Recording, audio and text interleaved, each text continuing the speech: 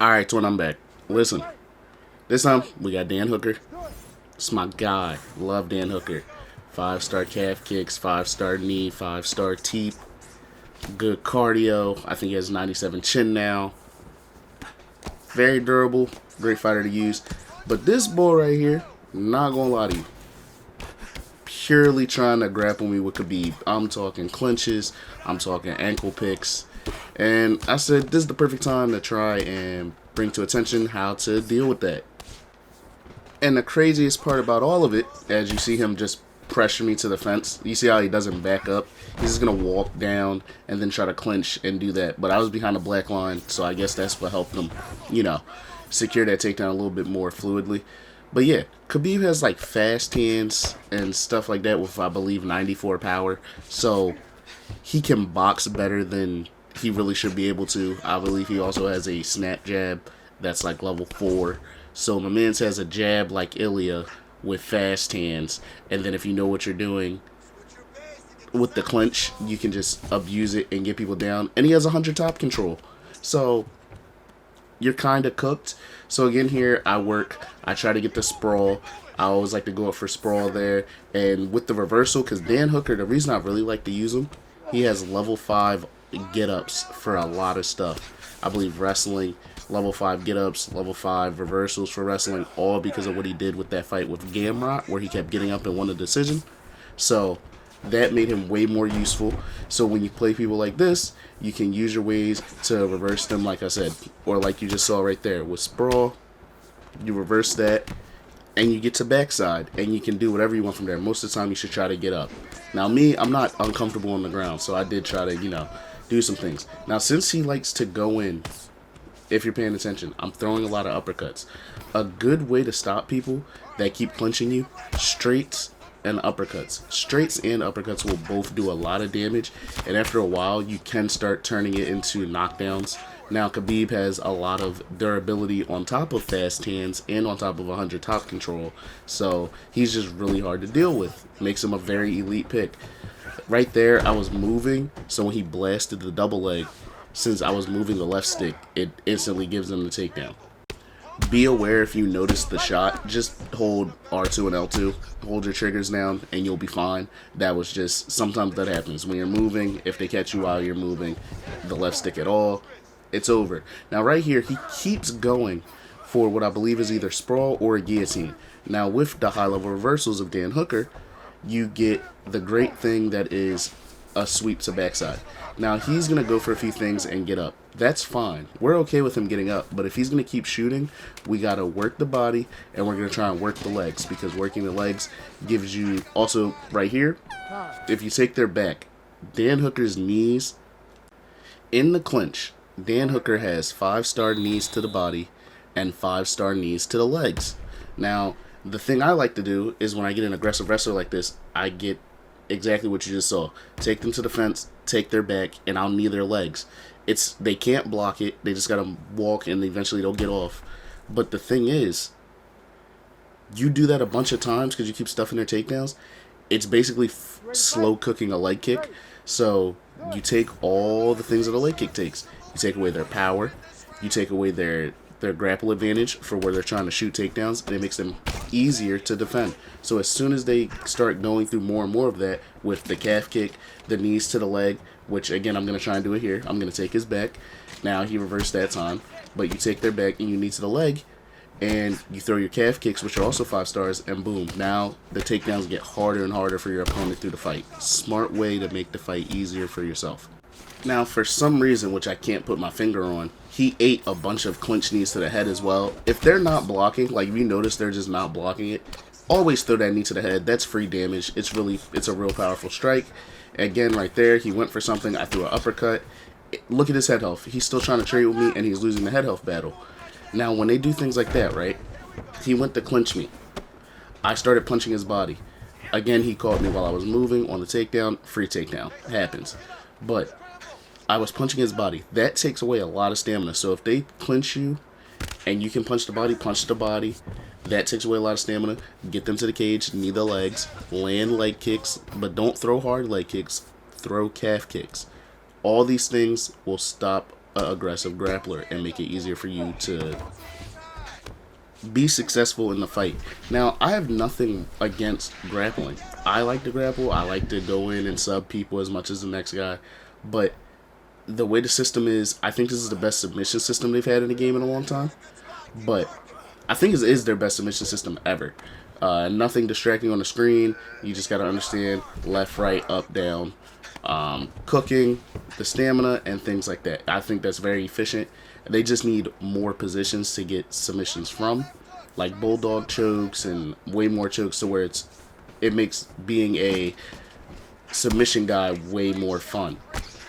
Grappling in here is a bunch of you go, I go, and a bunch of stalling, which is not what grappling is in real life. It's a bunch of people trying to go and get something. But on the game, it's just a bunch of sitting and waiting. Now here, he went for the takedown bail. He backed up for some reason. Thank God he did. Throws the head kick. Don't know what he was thinking, Khabib. But I'm going to keep firing that uppercut until he adjusts to it. He has not adjusted to it because he's just trying to clinch me and throw jabs and throw straight punches with a few hooks and rounded strikes in between. So I can keep punching the uppercut all fight. And eventually it's going to catch up to him because you can't take straights and uppercuts all the time. And right there, I dump him, which kills their stamina. So all this is about taking stamina down, working the legs so the grapple advantage isn't as high. And again, if you do those two things where you bring their stamina down and they don't have high takedown or grapple advantage, wrestling is hard. And then right there, I literally throw an uppercut, but he reaches through it because I believe Khabib just has high move levels. Nothing you can do about that. Sometimes you're just going to get it. If you spam anything enough, you'll get one. But honestly, it's okay because you're sticking to your game plan. Now, what was that? The end of round 2. You want to stick to what's working. And what's working here is attacking the body, avoiding takedowns when you can, and last but not least, working the leg. All these things culminate to a very successful game plan against wrestlers, and even the high-level ones. When you see the high-level ones, I mean more so than Div 20, but like even guys like the pro players or like ESFL. The same game plan applies. It just, they're so high level that they apply it with better tactics all around. That's what makes it hard. It's not that the game plan changed. It's just you have to do a lot more to implement it. But if you're just playing casually, this is what I really like strive to do, is help the community get better. Because if the community is getting better as I get hit with a flying knee, if the community is getting better, it makes the game more fun. Because you have more people wanting to play, more people feeling confident in their styles, and it leads to people having to get better overall because you have to adapt to things. Now, he tries to get to backside. I deny that. Constantly staying aware defensively, what can I do? Now, he's gone for that a lot. Looking for fakes. He did not fake that, but he keeps going for that, and he keeps trying to get to backside. But he never went left pretty much all fight, so I didn't see that coming. Should I have reacted to it? Yes. But it is what it is. Sometimes you get caught with things, they get a position. Now, he goes to try and rear naked choke me. I deny it, and then boom, you go to full guard because he had no stamina. He can't reverse your transition after that. This is where you stay safe now. You take your time. You don't want to be on the ground with Khabib. You don't want to be here. So you get a posture up, you get out of there. You do not go for ground and pound. You do not do something big like a head kick as soon as you get up, because boom, look at that. I get clipped, and we have to reset again. Now I take his back. I'm just trying to recover. I'm not trying to do anything crazy. I'm not trying to exploit him, but he has not denied any of these knees to the head. So I say, let me throw a few of them. Threw 2 of them, hurt him real bad. Now he has to slow down again because anything I throw can get to his head health again and make this a much more even round. Look at that. He went in. I timed that 5-star knee. Boom. Now he's stunned. Now right here, I overextended. You take what you get. I got the knee. I landed a few shots, and I should have stopped and reset. What did I do? I went for the kill, and it led to me getting taken down with under a minute left, and now Khabib is on top. That's a bad trait. That was a bad thing to do there. It started with something good, but it spiraled to something bad. And this is the thing that I like to show in videos because Everybody does it. Everybody has bad moments. Right here, I tried to be too smart, tried to fake something. He denied it, gets to an arm triangle, right? Right here, tried to fake right there, tried to outsmart him. I didn't have enough stamina to pull that maneuver off. Boom, he subs me. End of round 3, I just went from stunning him at 1:10 to getting taken down and subbed at the end of the round. All because I overextended and started rushing on the ground. If you take your time and stick to the game plan, those things don't happen. Now, I like to show this because even though I am Div 20, like, everybody makes mistakes. But the one thing I have been clocking the whole time is that straight punches and uppercuts work.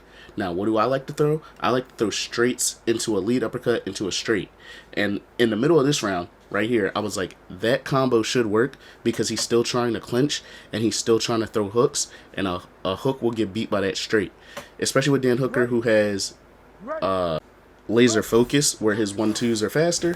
So boom, right here I go, let me try to implement that and see what happens. I gotta work my straight. I fake it, I throw a calf kick. He goes for a hook. I'm like, alright, the straight's gonna land probably. Now what do? We take a knee to the body, he cuts me, boom. As soon as we get a stun, straight, lead uppercut straight, drop him. And what does that lead to? A hard drop where the fight is over. Making those adjustments, paying attention to your opponent, and just taking your time and sticking to the game plan leads to wins. I just used Dan Hooker to beat a way better pick in Khabib. Quite literally a better pick. Fast hands, good jab, great wrestling, top control, like 98 sub offense. All the things you want. He's a better pick than Dan Hooker. He is. But if you take time, stick to your game plan, it all works out. I say all that to say, thanks for watching. I appreciate it. Like and subscribe if you're new. And more videos coming soon, man. They just dropped Copy Love. Gotta get that video out, and it should be coming soon. So, lock in for the next one. Daniel the Hangman Hooker.